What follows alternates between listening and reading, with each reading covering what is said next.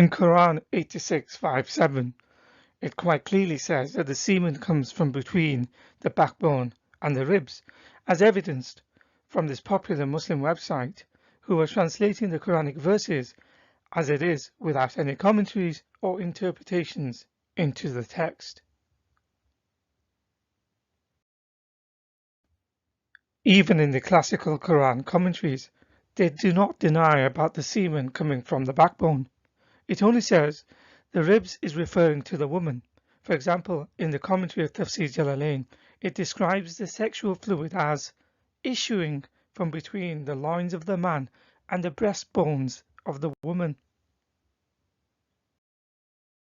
In the commentary of Tafsir Ibn Abbas, it repeats and says about the semen that it is issued from between the loins of a man and the ribs of a woman. Another popular commentary is Tafsir Ibn Kathir, which says about the verses, quote, "He is created from a water gushing forth," meaning the sexual fluid that comes out bursting forth from the man and the woman. Thus the child is produced from both of them by the permission of Allah. Due to this, Allah says, proceeding from between the backbone and the ribs, meaning the backbone or loins of the man and the ribs of the woman, which is referring to her chest. Her fluid is yellow and fine in texture. The child will not be born except from both of them, i.e. their sexual fluids. And it goes on. The issue of fluids mixing to create a child will be discussed in more detail in the next video. Fakhr ad-Din al-Razi was a major classical Muslim commentator who wrote a Quranic commentary called Tafsir al-Kabir, the Great Commentary, so named due to its standing in the field of Quranic commentary. It is also called Mafatihul Ghaib, Keys to the Unseen, due to its unique interpretive work. He says in his commentary on the verse, not only does he affirm that men produce the semen within the backbone, but the women produce their sexual fluid from their ribs, as the Arabic term tara'ib, when it is used in the Quran, refers to that part of the bone or ribs of the woman's chest where the necklace is located near the collar. The Quran claims to be clear and fully explained in Quran chapter 6 verse 114. However, there seems to be no consensus as to what the verse actually means. Al-Razi sometimes explains the fluid could mean the semen comes from the man's loins and his ribs, and at other times from the woman's ribs. Here is a translation of his commentary. Feel free to pause to read it all. In the end, he quotes Muhammad, who said, "If the man's water prevails, the child will be a male, and the resemblance will return to him and to his relatives." This erroneous statement of the sexual fluid determining the gender and resemblance will be discussed in detail in the next video. Like Hippocrates before, which will be shown in the next slide, Al-Razi, from his understanding of the Quranic verses, believed that the initial production of semen is produced in the brain, which eventually comes out through the backbone. However, Al-Razi sticks strictly to the verses of the Quran and Muhammad's sayings by explaining when the two fluids of the man and the woman mix, then this is how a child is born. He espouses the Quranic teachings unconditionally and rejects any scientific advancement of the semen's production in the testicles. Instead, he argues it is the nerves inside the backbones from which it is produced. Hence, when the Quran says sulb, backbone or loins, it is the spine or backbone that the Quran is referring to.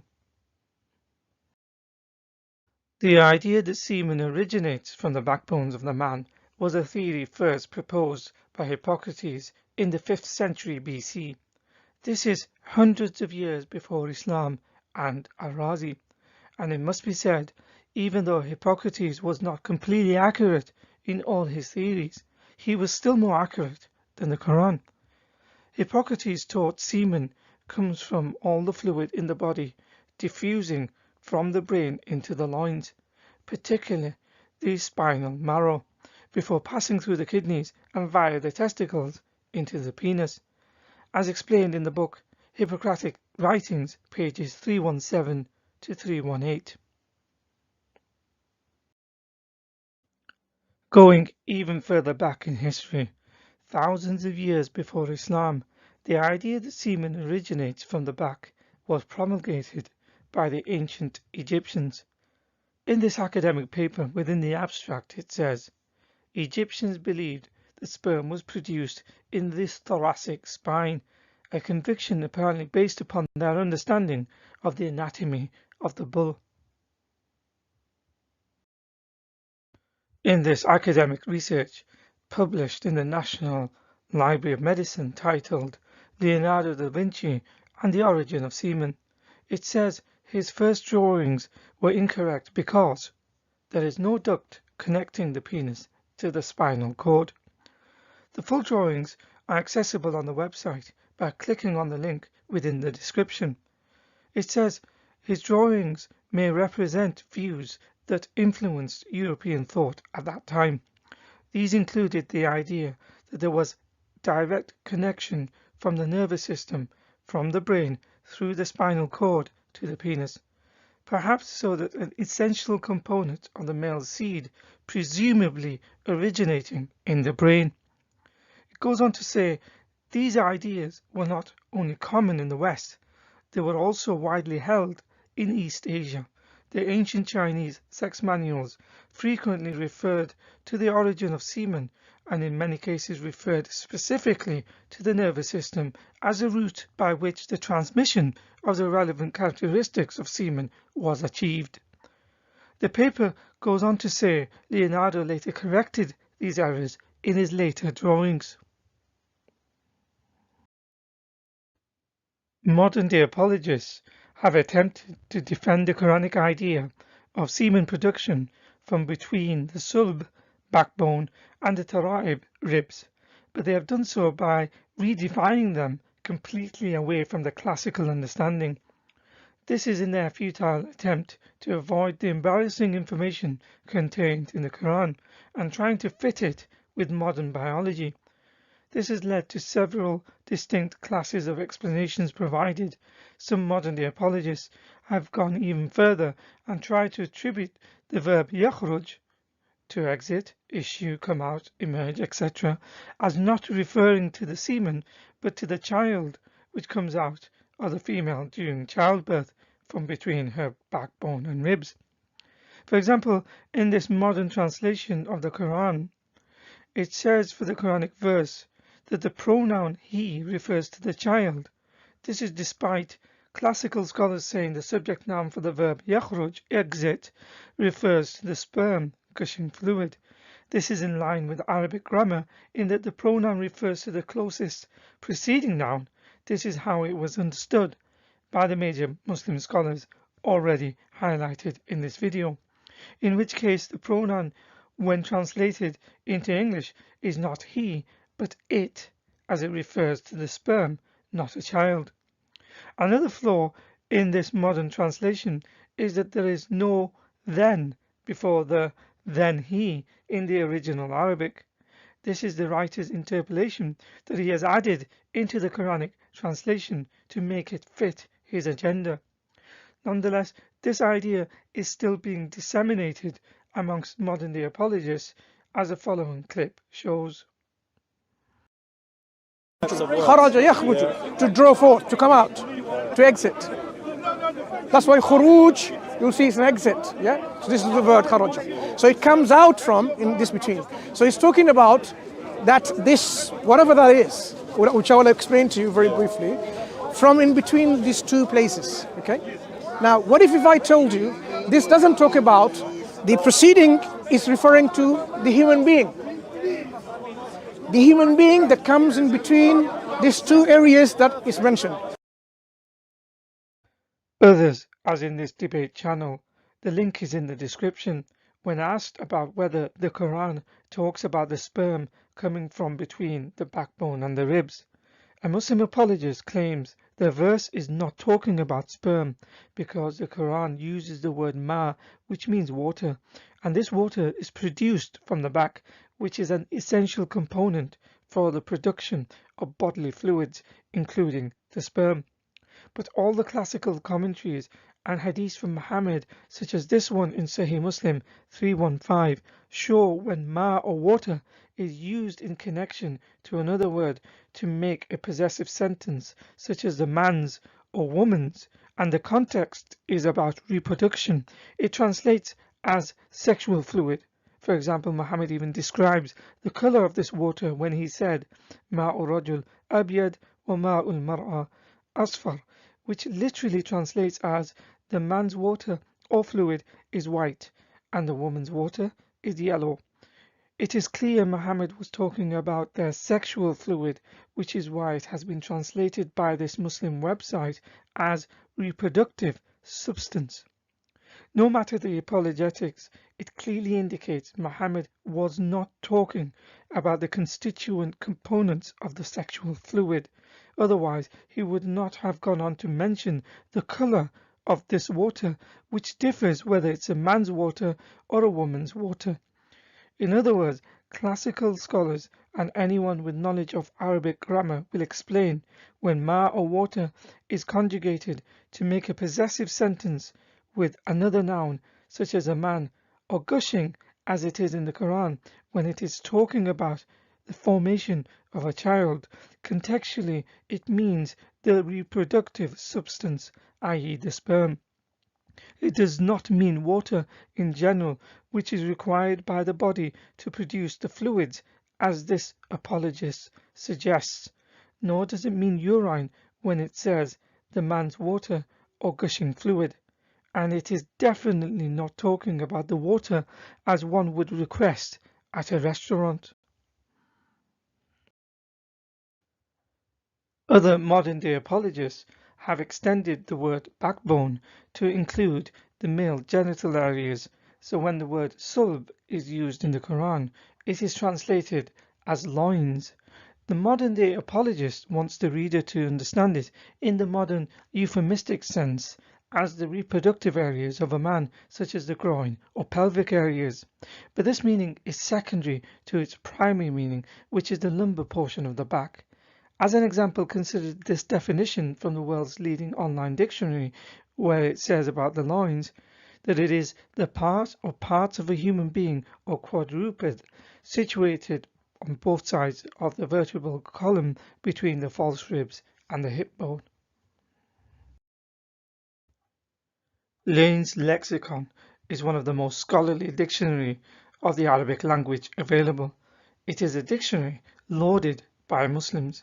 It has remained to this day supreme in the field of Arabic lexicography. It says for sulb, it is the backbone. Quote, any portion of the back containing vertebrae, and particularly the lumbar portion, the loins, and the back, absolutely. It goes on to quote a phrase of the Arabs that features sulb, translating it and explaining it as follows. These are the sons of their loins, because the sperma of the man is held to proceed from the sulb of the man. Historian and Islamic scholar Ibn al-Manzur compiled one of the largest and most detailed dictionaries of the Arabic language called Lisan al-Arab. Within it, he describes the sulb as the sulb is from the back, and everything in the back that has vertebrae, that is the sulb. The vertebrae is also known as a spinal column, which is shown here as a segmented diagram. Notice the testicles are absent from this diagram, which is where the sperm is actually produced. As ancient Arabs took their information from the Greeks and others before them who believed semen came from the backbone, there is supporting evidence in Quranic verses and hadith that sulb indeed refers to the back or backbone. For example, in verse 172 it says, when your Lord brought forth from the loins of the children of Adam their descendants. In the Arabic, instead of the word sulb, the Quran uses the word zuhur, which is the plural of dhahr, which means the back. Also in Quran 4:23 it says, prohibited to you are your mothers, your daughters, your sisters, going on to say the wives of your sons who are from your own loins. This verse uses the word sulb in its plural form aslab, which is translated as loins. Hadith literature supports the Quran in this regard.